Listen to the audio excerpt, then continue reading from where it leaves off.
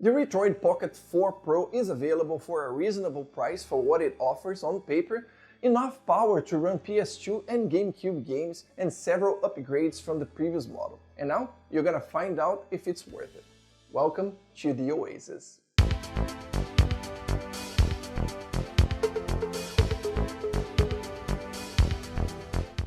In the box we have the handheld, manual, screen protector, and USB-A to USB-C cable. The Retroid Pocket 4 is available in two configurations, the 4, a more basic version, and the Pro, the one I have here.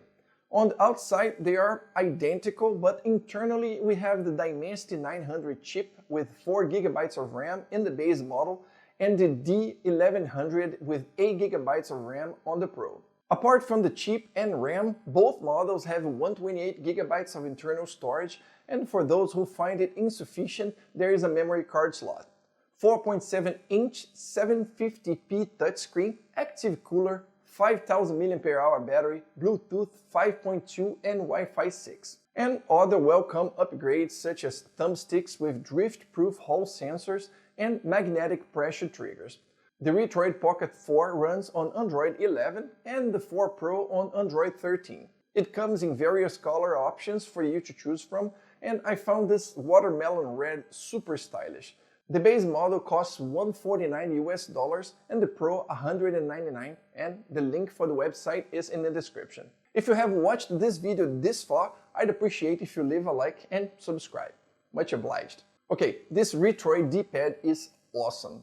It's the same used in the previous models and the Odin, and it's reminiscent of the PS Vita. It's ridiculously smooth and precise with no issues with false diagonals. It's got medium travel, and when pressed it sits a bit above the shell. In my opinion, this D-pad is by far the best we have on a handheld. The thumbsticks are an upgrade from the previous model and are infinitely better. They are now drift-proof with Hall sensors and have a much smoother rotation. In fact, they are the same used in the Odin 2 and they are excellent. They have a great range and came well calibrated, unlike the Odin 2 where I had to make some adjustments. Great for streaming via xCloud and Moonlight. The action buttons have also improved.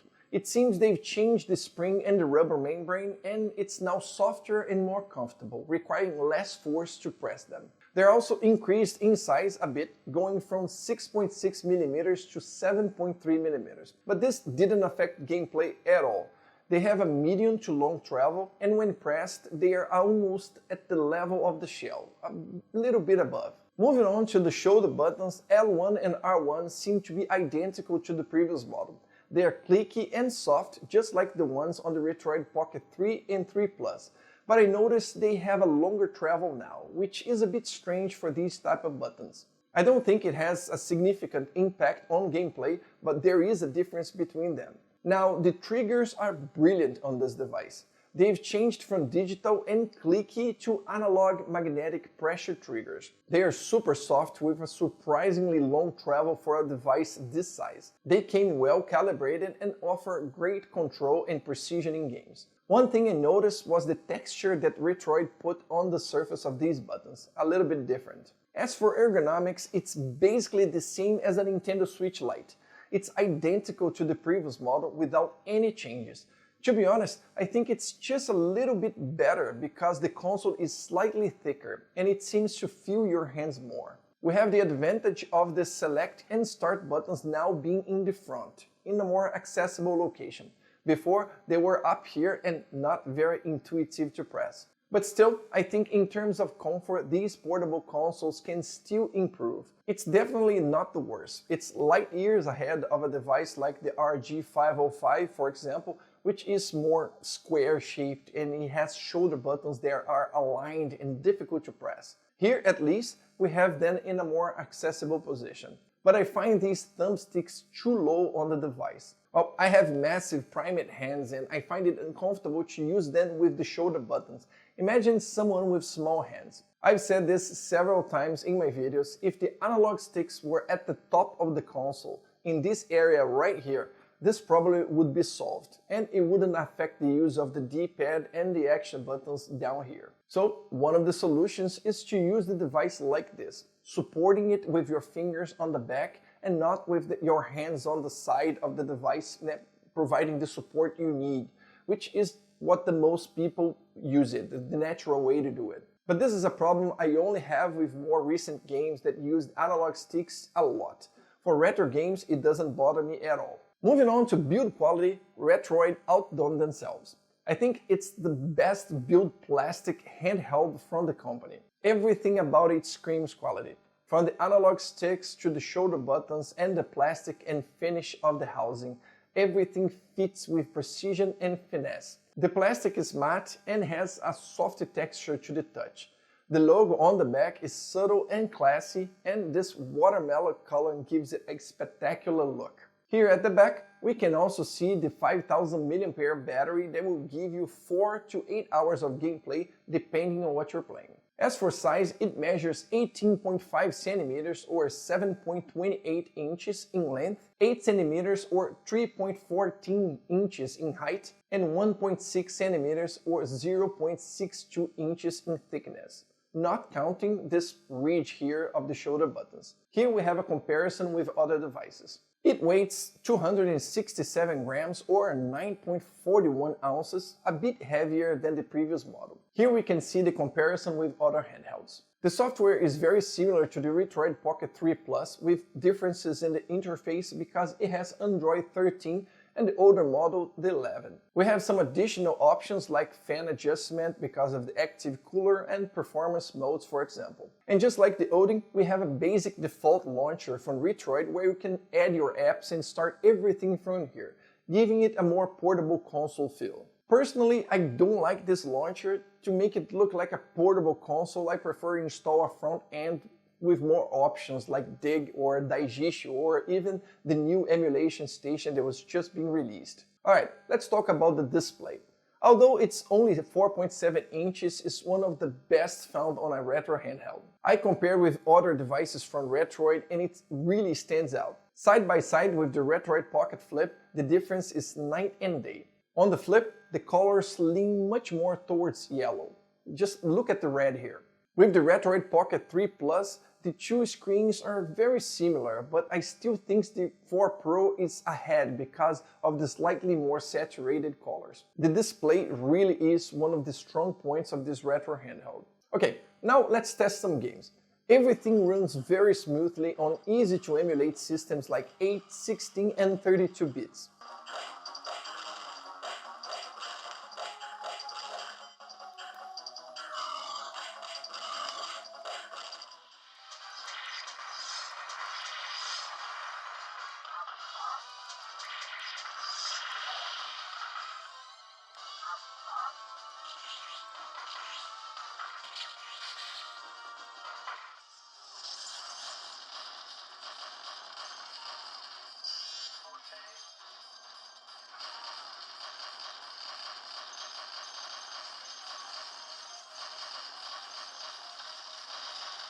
You also won't have problems with Nintendo 64, Dreamcast, PlayStation, Sega Saturn and PSP.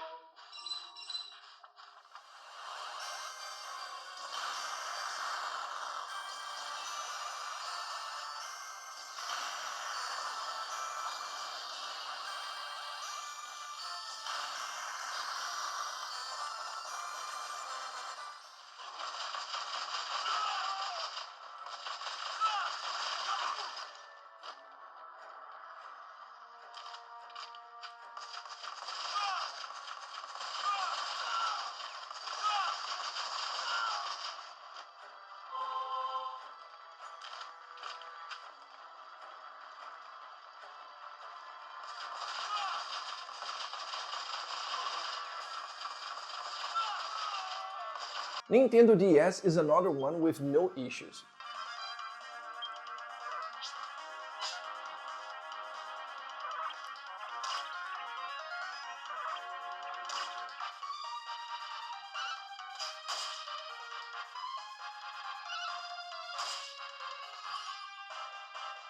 .3DS will also work, but not all games will run 100%.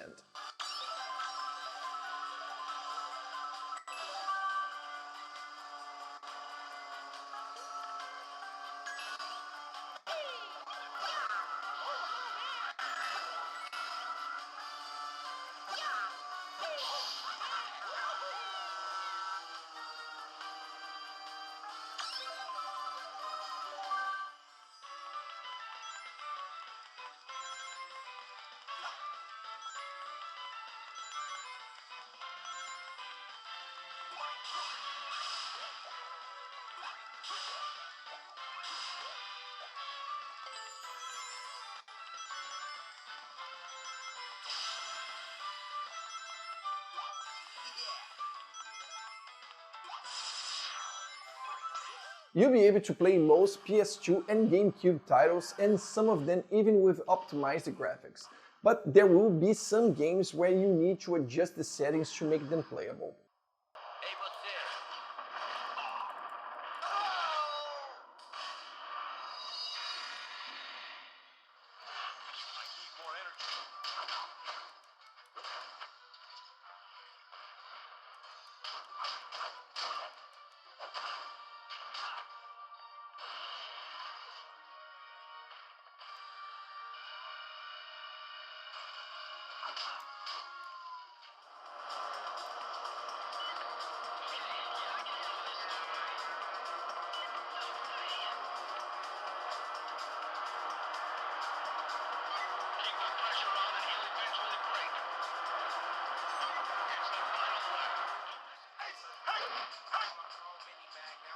Just me, car, and the road.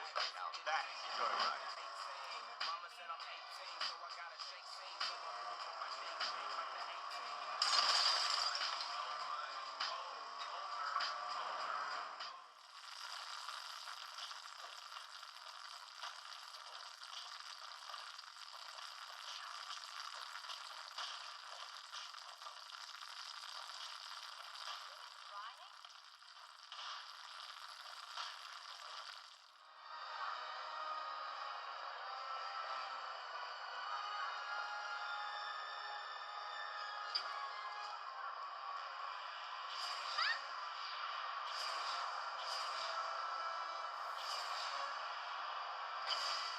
Now, Nintendo Switch will be a bonus on this device. You'll be able to play several 2D games and even some 3D, but most of them leave something to be desired. Lowering the resolution and using handheld mode helps, but in my opinion, this device isn't the best option for playing Nintendo Switch.